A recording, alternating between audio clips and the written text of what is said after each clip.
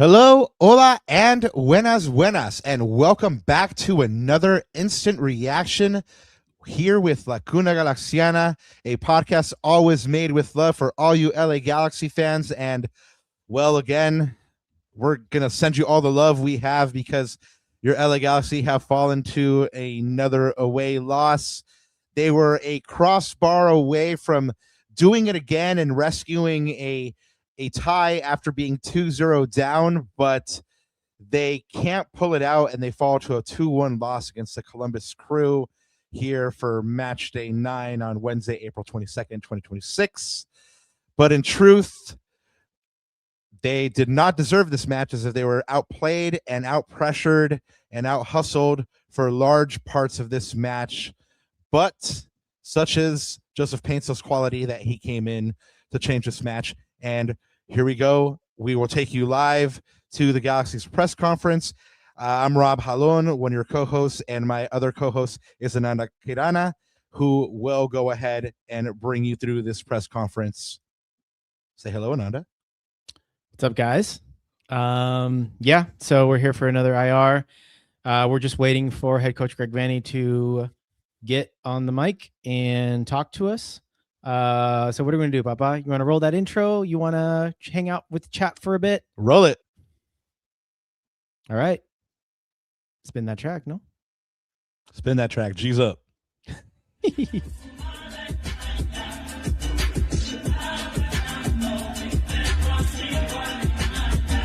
Yeah, let's get it started with a new year, new me. Una Galaxiana still reporting on the news feed, yeah.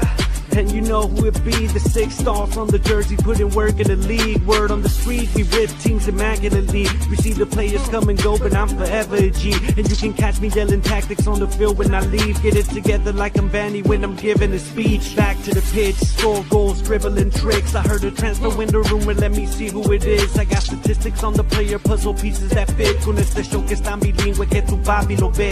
Rápido pues, hablando de este club otra vez. En las buenas y en las malas, we got love for the crest, love for LA. Let's get it started, light up the stage. Every week on Monday night I'm tuning into the place. Yeah, you know what it is. Es La Cuna Galaxiana, 4th season, Rob Ananda. And my name, ya te lo sabes.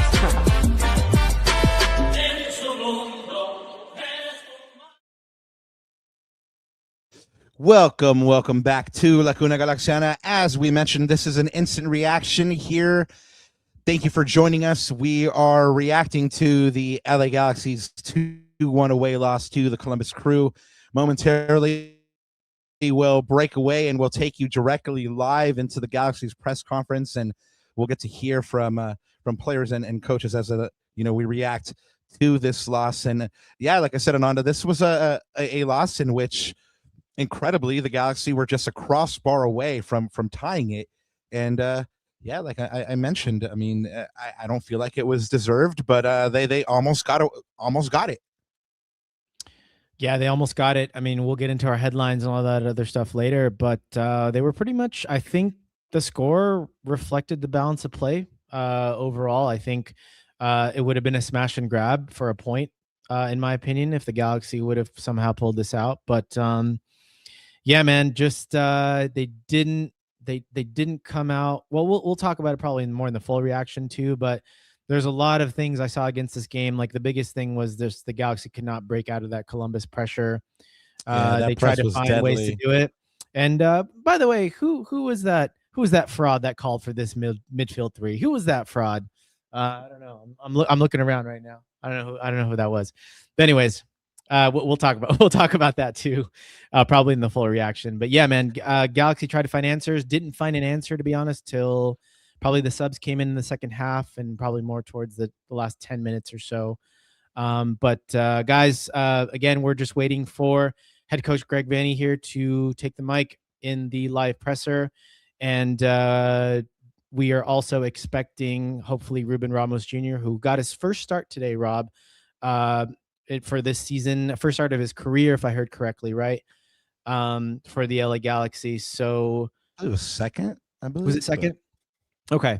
But definitely the first start of 2026, which was a bit of a surprise. And maybe another player, but they're not sure on that yet. So we're just waiting still. Chat's going off already, Papa. So you know what? We're here. It is kind of it's a pre-sad few hours time. So Well, it already started unusually, right? Because of the weather delay, right? I mean, Yeah. the game was Yeah. supposed to start at 4:30. It did not. It ended up starting around 6:45, so a whole 2 hours and 15 minutes afterwards, if I did my maths correctly, Ananda. Mhm. And not to give them an excuse, but that, I mean, we've talked about body clocks and stuff like that, and so if you're like No you're excuses, warmed Tom. up and you're Yeah. up, like, and then you have to, like, bring yourself back down and then wait for 2 hours. I mean, yeah, that's going to play on your body, but I mean, Columbus had to go through the very same thing, so no excuses there. I mean, they just, like you said, that press killed them. That press killed them, doggy. I mean, they just could not break out. They could not break through, the midfield point. And I mean, credit to Columbus, they were just stifling. They were man. They shut down the Galaxy worse than the Strait of Hormuz. Boom, there we go. Political joke of the day. Boom. Yeah, for sure. I know a lot of you guys in chat are talking about Yoshida. Yeah, he didn't have the best of games again. I was actually a bit surprised. This is his, what, I want to say fourth or fifth game start in a row, Rob. I have to backtrack that. But he's played a lot of games in all comps. 2 games in a row where he makes a mistake, though. Oof. Yeah, and that's what fans are gonna look to. He made some other nice defensive It's plays, legitimate criticism. but unfortunately, the we're always going to have negativity bias as humans, and we're always going to focus on the bad thing, and the bad thing unfortunately led to the Galaxy opening the floodgates and gave up the first goal, right? So but look, last 3 road games we ended up going 1-1-1, Papa. To be honest with you, if we would have started that, I would have bit your hand off probably for that in a 3-game set. That's that's not bad on the road, but 4 points out of 9, you're probably expecting at least that's how far we've come. Yeah, well, but you know what? On the road in this league, this is why your home form is so important. These next 2 home games are massive. But you know what? 1-1-1. I'll 4 or 5 points. That's probably the minimum what you want on the road. 1 to 1.5 points a game, something like that. All right. Well, we are here and we're just waiting to take you guys into the press conference here after the Galaxy's 2-1 loss to Columbus here midweek for match day 9. Again, if you're just joining us, we will be taking you into the press conference and then giving you a little bit more of a instant reaction. And here we go to the press conference. Thanks for talking to us. Appreciate it. For 80 minutes of that game, it seemed like it was a pretty underwhelming game for you guys. Can you talk about maybe some of the troubles that you guys had just in terms of trying to keep possession, maybe some of the passing issues and how difficult maybe it was to play through the midfield? Yeah, I think it was simple. They were moving faster around the field than we were. They were moving in numbers, staying connected, closing things up. So there always felt like there was density, whenever we were trying to get into the midfield. I feel like, I don't feel like I was watching the game. That just we need to show up for each other a little quicker. We need to be there, especially we have to match the intensity and speed of the pressing team. And today I felt like we were behind it. We were reactive instead of anticipating and moving at the same speed, showing each other. And then in times when we did break it, we would just miss a pass. Or if we had opportunity to break it, we would miss a pass. We obviously, without, when Joe comes in, it just changes the speed of our attack. And now we have a threat in many different layers that we just didn't have in the first part of the game. And I felt like they were just also just releasing press out on us. And we were having a hard time establishing possession. It was almost like the second we gave up the goal, we all of a sudden could start passing the ball a little bit more. Not that we advanced a ton of attacks and were super dangerous, but we finally were able to connect with each other a bit. But I just felt like they were, as a unit, they moved around the field better than we did. And whenever you do that, you're going to be outnumbered in a lot of different plays and a lot of different parts of the field. And that was kind of my message. there's times when we're walking and we need to be jogging, times when we're jogging and we need to be sprinting, and we need to increase our intensity level and speed, especially in a game when a team is as aggressive to press like that. We have to be able to move faster, anticipate more, be cleaner under pressure in certain situations. And then defensively, what happens when you can't put together balls, you end up just chasing a lot defensively, and you end up in passive states when you're losing the ball between your lines and you're not able to control the game at all, especially in the attacking part of the field. So I thought we expended a lot of energy on the defending side through especially parts of the first half. So again, between those two things, just the proximity and how close we were together to be able to play fast, the speed at which we were moving, and then the fact that when we did break it early on, we just didn't have enough. I don't think we had enough of threat for them to be too worried at times, to be mindful of how many guys they were sending to press us. And then on your setup for tonight, just with a bunch of changes, it feels like maybe there's a lot of decisions you're making just with guys who are available. But do you feel like you set up the team correct tonight to get a result? Well, I would say, when we're playing with a false nine, and that, I mean, it's not like we have a lot of 9 options. We played with a false 9. It's either him or Ruben. We have to be mindful of Joe. Joe hasn't played a lot of games. It's 3 in a week. I finished with a home game. He was never gonna go more than the 30, 35 minutes that we could get him out there. So not having Joe as a 9 meant that we only have a couple real options, I think. So then is how do you try to create overloads? How do you get guys around and working off of Marco? And part of the issue is we never were able to settle into possession. And so things are happening, pretty fast, and guys are going down to try to help the build, which means we're farther and farther away from Marco. So, I think as we shifted and built in a 3, it started to give us a little bit of something just at the beginning. And I think, again, if we're not moving at the tempo and the speed of the opposition, we could set up a lot of different ways, and we're going to have trouble.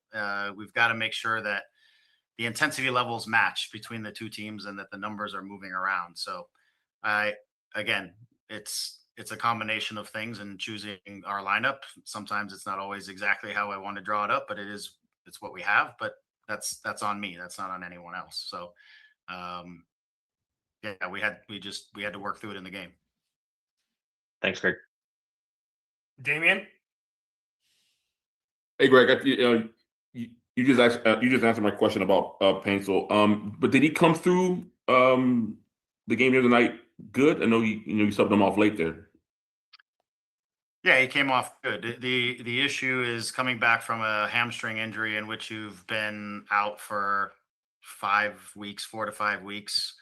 The medical side doesn't want a player playing 70 and then more than 45 or 50. It's a progression still back into playing, and knowing that this is a 3-game week for Joe, he was restricted to, again, second half 30.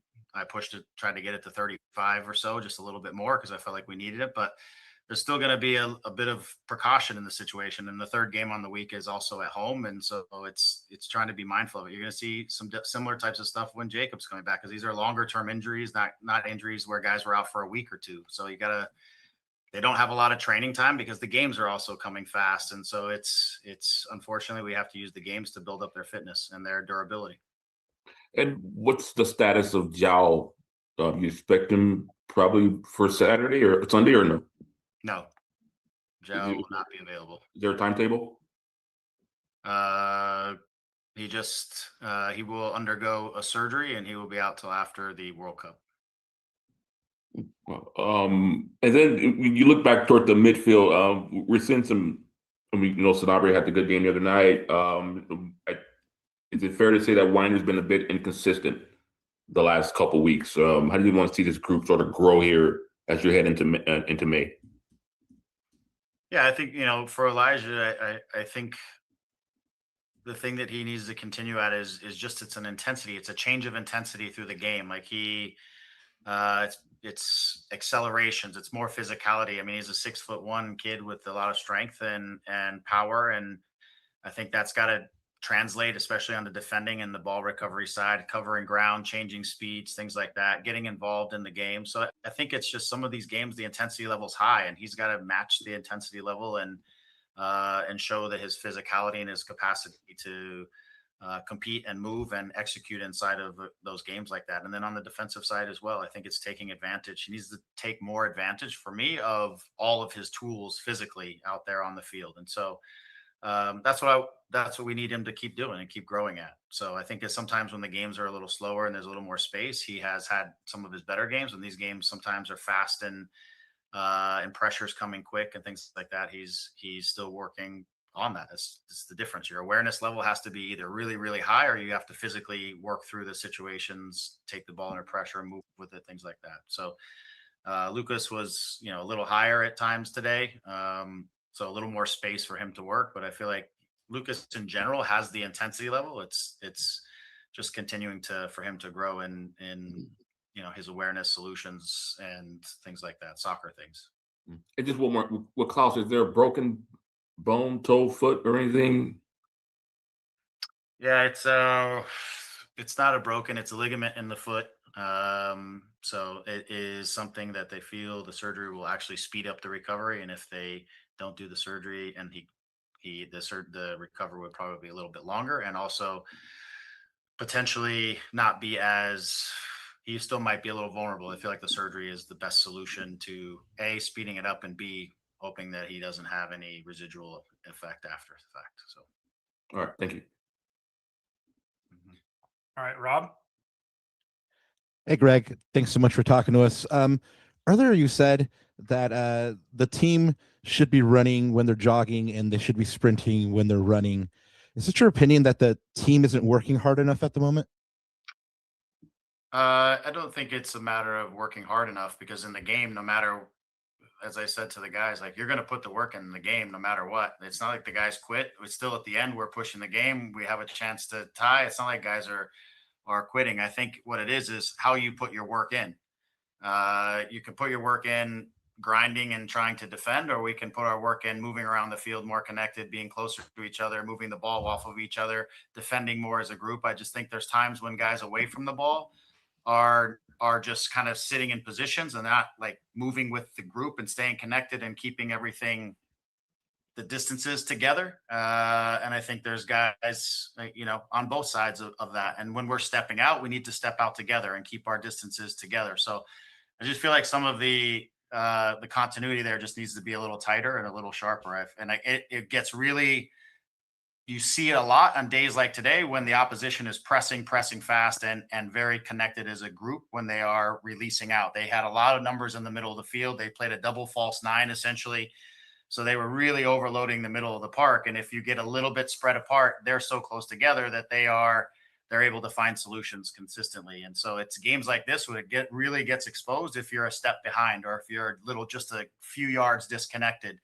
It's teams that are comfortable in possession. Their distances are close together. It's a game that is perfect to highlight that moment if you're not on it in a day. And today I felt like we were, again, a few yards farther apart than we needed to be, not moving, at the speed sometimes that we needed to be. And it can be just one or two guys in an area that might be just a little bit off that become the difference in getting pressure to the ball and not having a solution to get out or not. So that to me became a big part of it. I don't think it's a commitment to the work. I don't think it's anything like that. I think it's staying engaged and doing it inside of the 90 minutes. And guys just need to be more accountable in that, especially at a game like this. It requires it. It demands it. They are very good and clean in possession. And so you have to reduce spaces everywhere. And then finally, we've seen Maya have a couple difficult moments over the last couple matches. How do you assess his recent performances? Like, do you think it's a player fatigue issue, or just a form issue? Thank you. Yeah, they're balls that for him that he's given away, I guess, in a couple days or a couple games now that we can't do, and then it puts us into transition situations. So yeah, I don't, at the end of the day, he's an experienced player. He needs to be able to execute in these moments and be cleaner in the situation. I can't say whether it's fatigue or not fatigue. Amiro. We were managing a little bit of Miro. Something that was bothering him at the beginning of the season is bothering him again a little bit right now. So we were trying to manage his minutes tonight so that the thing doesn't get worse. He came out and I thought he put in, a decent shift there at the end. So it's a little bit of, we're playing so many games back to back and we're traveling and we're doing a lot of things that we're trying to manage through the group while also trying to get the group as healthy as we can. And when we come out of some of this, we're going to get Jacob back. We got Joe back. We lose Klaus. So we're trying to not lose more guys if we can. So guys who are a little bit banged up, we're trying to manage in these away games and hopefully have everybody together for the weekend. All right, Alex. Hey, Greg, thank you for your time. You mentioned earlier about wanting to see more accountability in the group. I mean, for you, what does that look like? How would a player take accountability in your eyes? Thank you, and safe travels back. Yeah, thanks. I just think it's inside the game. It's guys staying more connected to the game and inside of situations, anticipating more, being involved a little bit more, right? Not allowing the game to kind of happen, but to be actively a part of the game, which is in concentration and in anticipation and in work rate, things like that. And I feel like, again, this game was moving around fast with lots of numbers. And I think it exposed, some moments where guys were disconnected in that situation. And so guys individually have to also be more accountable to winning duels. Like we lost a lot of individual duels through the course of the game, and we've got to be better in those types of situations. So, I mean, again, accountability can come from me to them and taking guys off the field, or guys can own the accountability and move. We're going to find out, what that looks like as we keep going. But I want them to take accountability in the moments and recognize it. And we'll show them on the video and everything else, because that's everything we're doing right now is essentially through video. So we'll show them the moments and the expectations and why a game like this is high demands for things like that. All right, guys, we'll finish up with Sophie. Hi, Greg. Thanks for your time. At the beginning of the season, I remember we spoke about Jal's pressing and intensity and how he's really going to be the guy who sets the tone and the example. When you were watching this game, it felt like that was something that was missing. Have you had time to digest what losing him kind of looks like for you? Well, I mean, it changes us considerably. Obviously, we just, in terms of having a guy you can play into with size, who can hold up the ball, having a 9 who is, a guy who can, and like you said, lead the press, defensively aware. It changes the role of Marco. It changes the role of the guys. If I use Joe as the 9, it could change the role of Joe. So it's not just how losing him impacts like just that position in general. It's also how the knock on that it's going to have. So we've got to find the solution. We did it. We had to find moments like this last year. Unfortunately, both of our 9s are out of the equation right now. So we're going to have to adapt into the situation and get it done. It's the way it is. But you lose kind of that profile, that 9 up there who gives you a couple things both with the ball and without the ball. And we just have to adapt and deal with it. And just one quick one. Is there some encouragement, though, to take from, the road trip, the points accumulated? Are you kind of happy with, obviously you're not happy with the loss, but kind of where you're at? Well, we wanted more points out of this road trip. I mean, 2 would have been the floor for us. And ideally, taking 2 draws, we were, to take something more out of tonight would have been great. So it is what it is. I think our focus and attention now has to go home. Again, on these road trips, you manage along as things happen. Unfortunately, we lose Jao, and we're trying to manage Joe. We're trying to do things. So when you're in the heat of games, you got to keep adapting and growing through these different games. So we would certainly have wanted to take more points out of this. I think some of our road form and ability to grab points in some of the games previously has been decent, but we've got to go home and we've got to make home. We've got to take points at home, and then the road points that we take and the wins and stuff that we can get on the road can be somewhat bonus. But we've got to make home a place that we're taking points on a consistent basis, and that makes this weekend really, really important. Thanks, Greg. Yep. All right, thank you guys very much. All right, guys, thanks very much.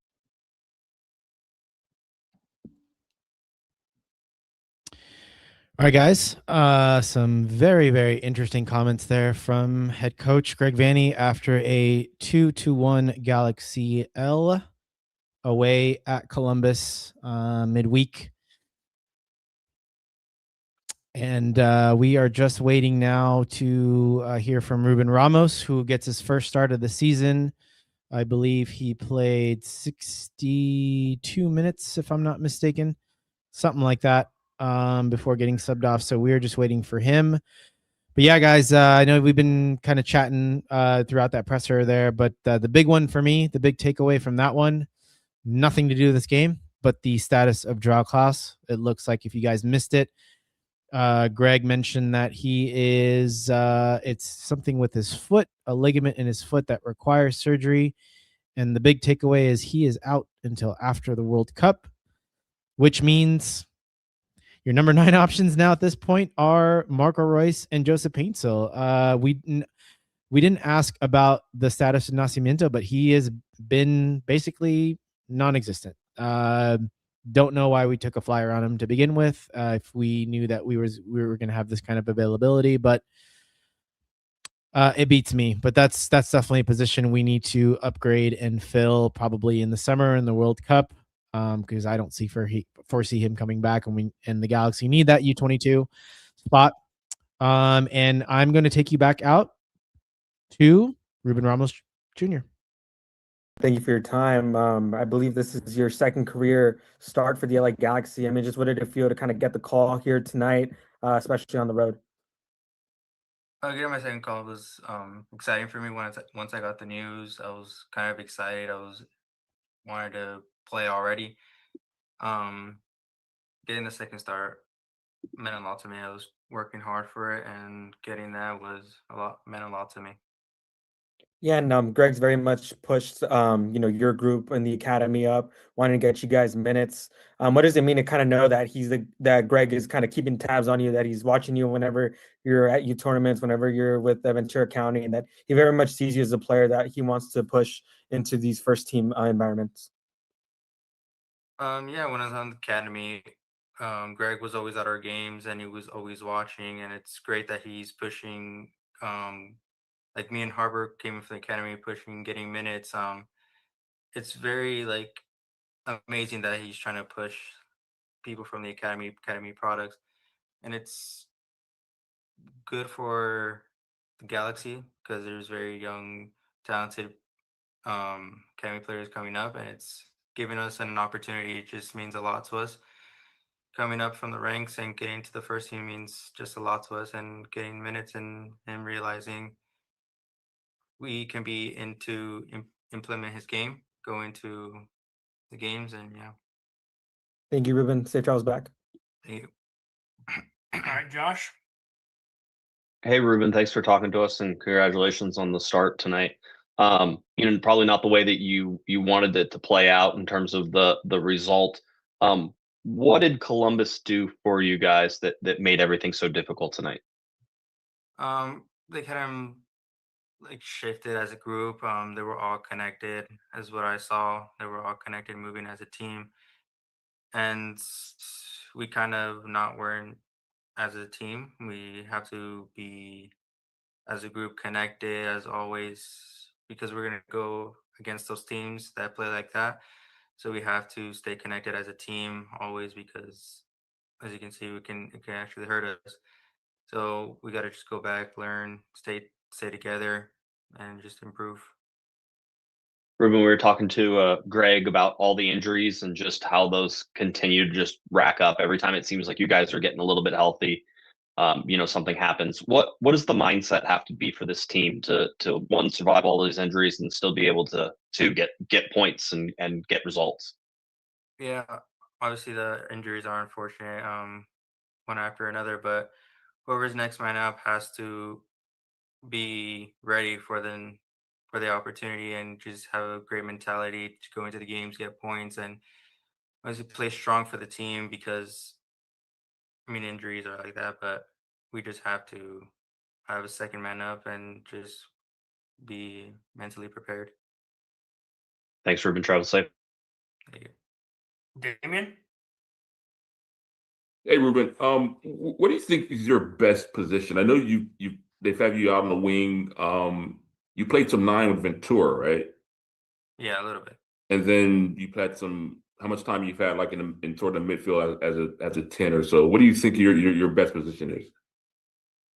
I kind of personally I like all the positions. I play winger, striker, 10. From the academy, I was always playing nine. With the second team, I was playing nine and winger. So I got enough time to really enjoy those positions, and it doesn't really matter to me. I can play wherever I want. I just have to give 100% and just be me. I like all the positions, so wherever they put me, I love them. And with Klaus sidelined for a while now, how do you sort of mentally thinking that you might be for looking ahead to Saturday, you might be out there again somewhere. How do you sort of start mentally preparing yourself for Saturday and then the game against Vancouver on the second as well? Thanks. Um, well, me thinking I might be up there again, I just have to be ready. All I can do is just be ready and get focused for the next game. I didn't have a great game today, but I'll put that on responsibility on me. I just want to improve.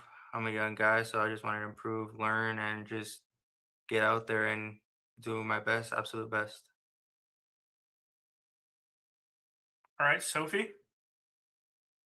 Hi there. This was a landmark game for you, but also it's a game where the team lost. How do you balance the two? Kind of obviously being happy that you got to play, but then not the result wasn't ideal. Yeah, I'm excited I played, but the result, obviously not too exciting. But all we can do is just forget about this. Honestly, just focus on the next one, improve as a team, stay connected as a team, have confidence in each other, stay connected is all we can do, and just look forward into the next game. There's always ways to improve, and we're gonna try to find those ways to improve and keep going after the next games coming up. And one last one from me. Being young and kind of just getting your career started out, there's obviously a couple of really seasoned players and a superstar like Michael Royce in the team, but who do you look to for advice? Who's your go-to guy?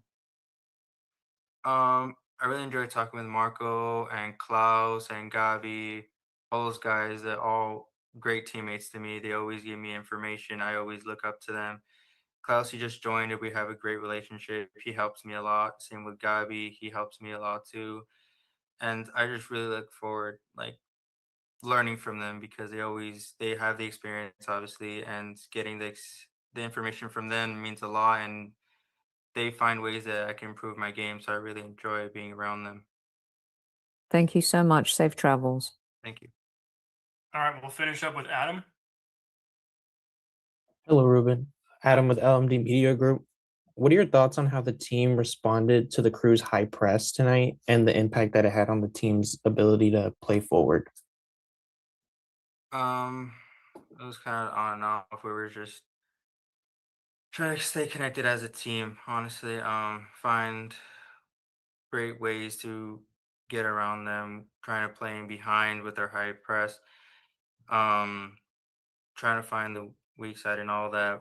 We were just trying to find ways, and towards the end, we were trying to push, and eventually we got behind them and got a goal. And we were just trying to find ways, but it was kind of too late. All righty, guys. Thank you so much for joining the LA Galaxy press conference.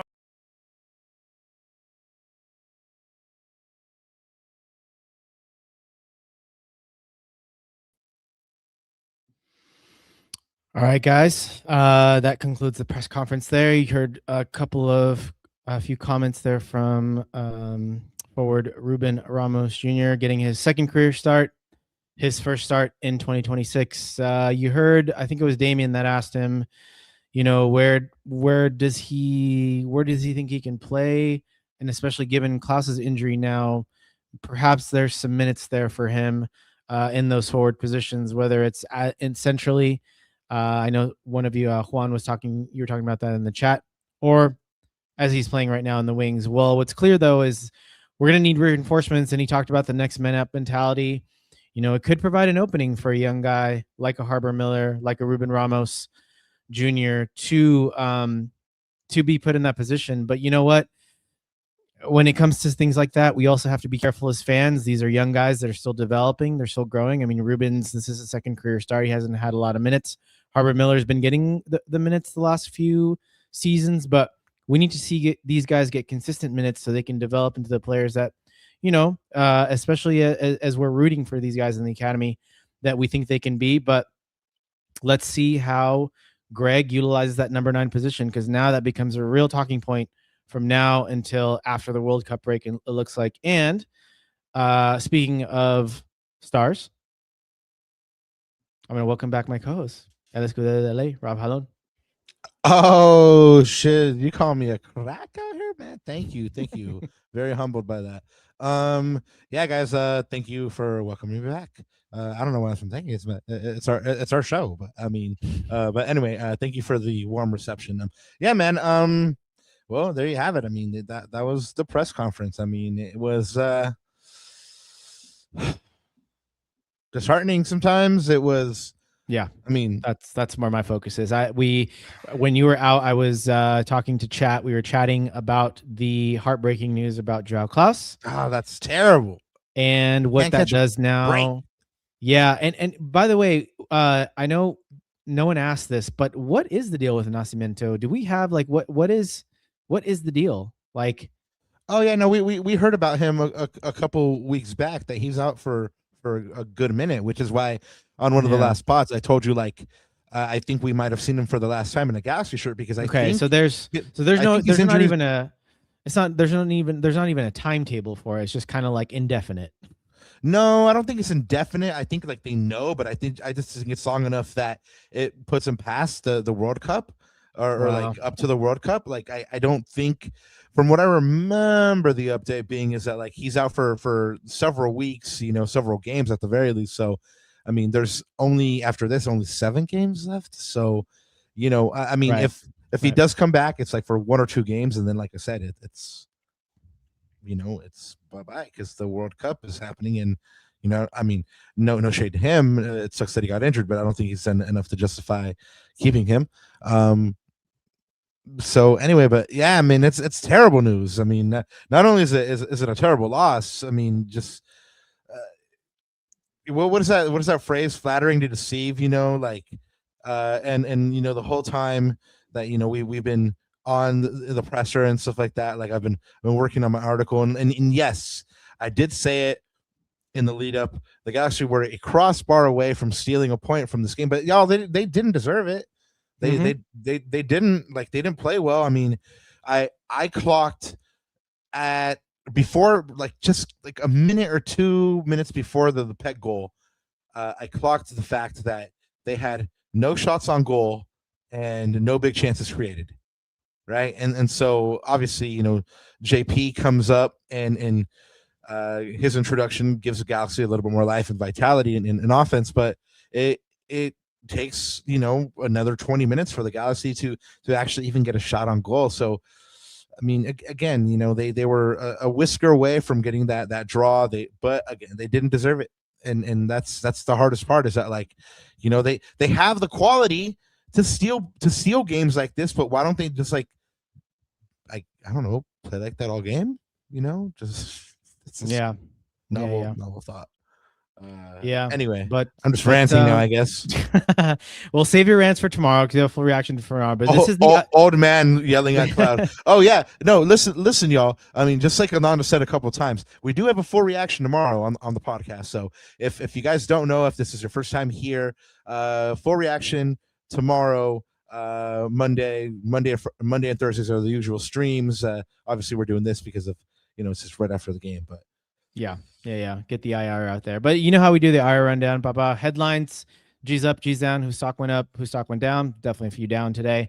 Let's start with the headline. Do you want to go first? Do you want me to go first? Yeah, man, I'll go first. I mean, because I'm like I said, I'm literally writing my article right now. I mean, and the headline of my article is LA Galaxy can't handle pressure in 2-1 Columbus loss. Can't handle pressure. That's a good one. Yeah, I mean, and it's multifaceted in several forms. Yeah, it's in several forms, man, because like they couldn't handle Columbus's pressure on the field, and they couldn't handle the pressure of rising to the occasion of keeping that streak going on the road. It would have been ideal if they had been able to get those 2 wins and 1 draw and, go back to the digs like that. But they just weren't up for it today. They just never got going.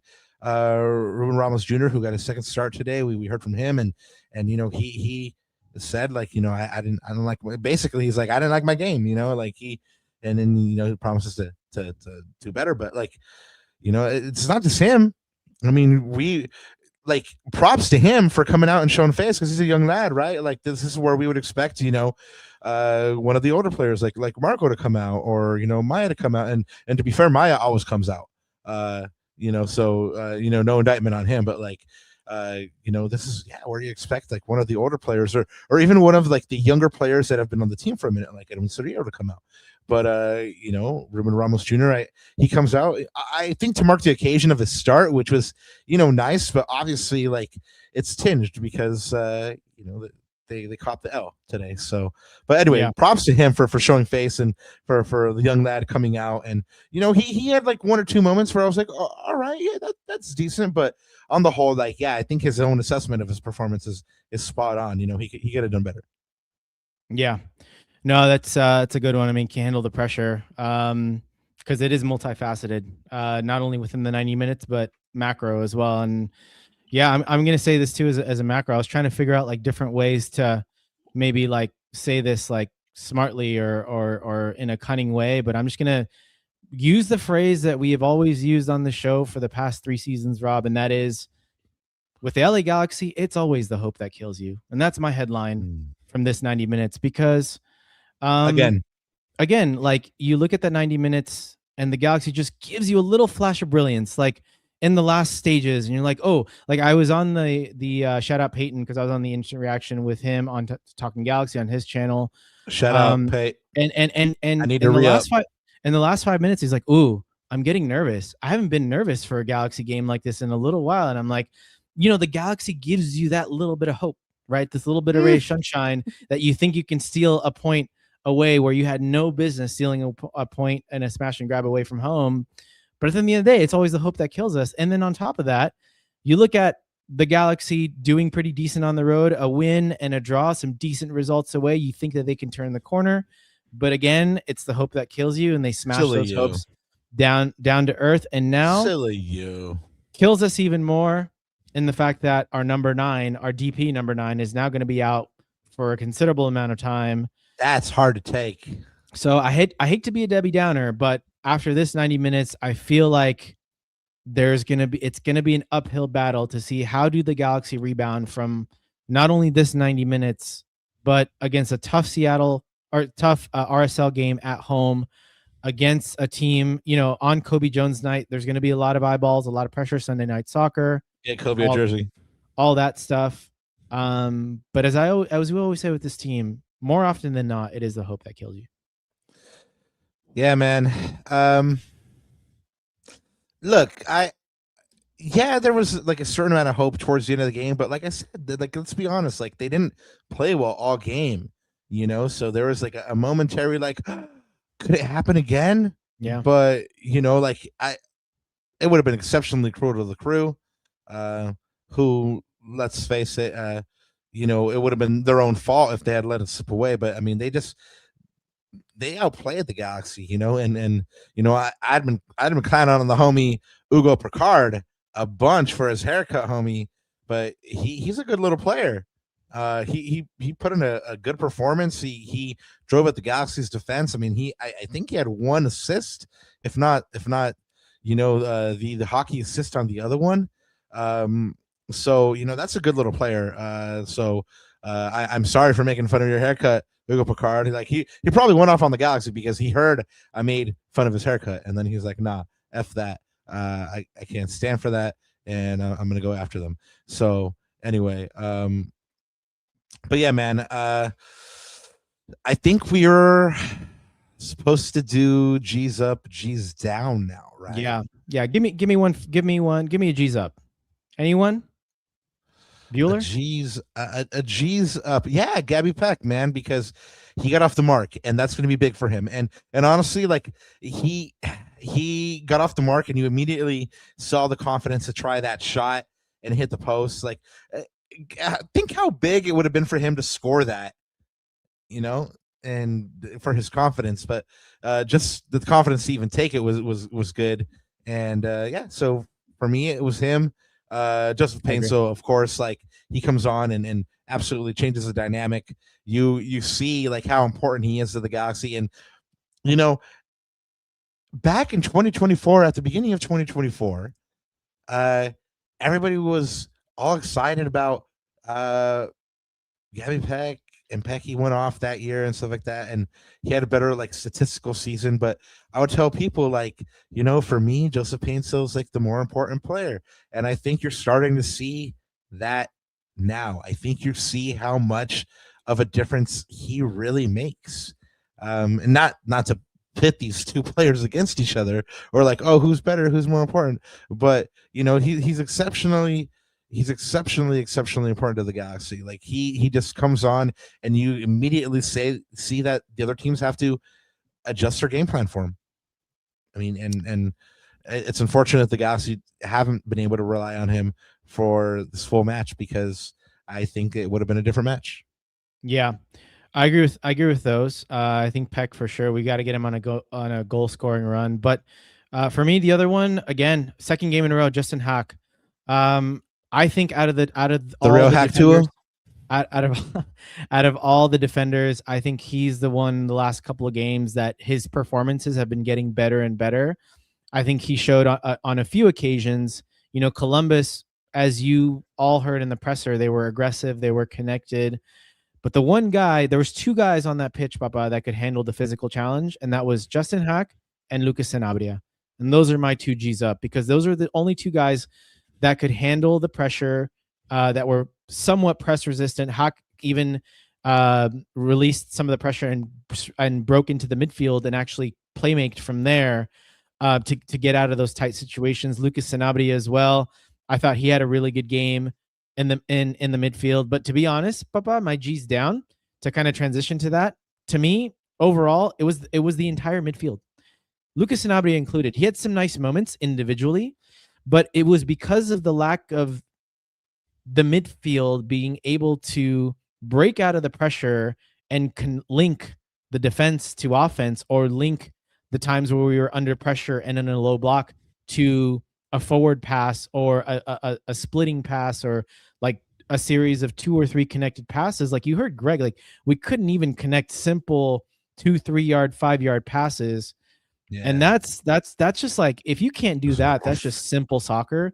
And I know it was because the pressure that Columbus created, but as a midfielder, especially, you've got to come to that ball, and you've got to con ganas, right? Like you've got to come to it, show for your teammates, be strong on the ball. Edwin Cirillo, Papa, that was probably one of the, I'm going to say it now, it's probably one of the worst games I've seen him play. He did not look good at all, gave a lot of cheap balls away that normally he doesn't. He's usually really strong on the half turn, but today he was just getting pressured into a lot of mistakes. Elijah Winder, again, invisible for me in that midfield. And I think Greg moving forward now, especially with Klaus not being in there, he's got to figure out like, what is that right balance, right? Because to be fair, like I'm going to call out myself. I've called out for this midfield because against Charlotte, this midfield was lights out. But now you can see like the difference between what a good performance looks like with that midfield and the players playing up to what they're supposed to play up to, versus a team that was getting outplayed in every sense for 80 minutes, like a better part of that game, right? And not even just like outplayed, outworked. I put a stat there in chat, Papa. The Galaxy outdueled 46-38 in this game. Greg talked about it. We were getting outdueled and outbattled in key areas of the pitch. It's that old Bruce Arena saying, right? Win your duels and you win this match. The Galaxy were just simply getting outdueled in every. Speaking of Bruce Arena, San Jose up 5-1 on Austin. Sheesh. Damn.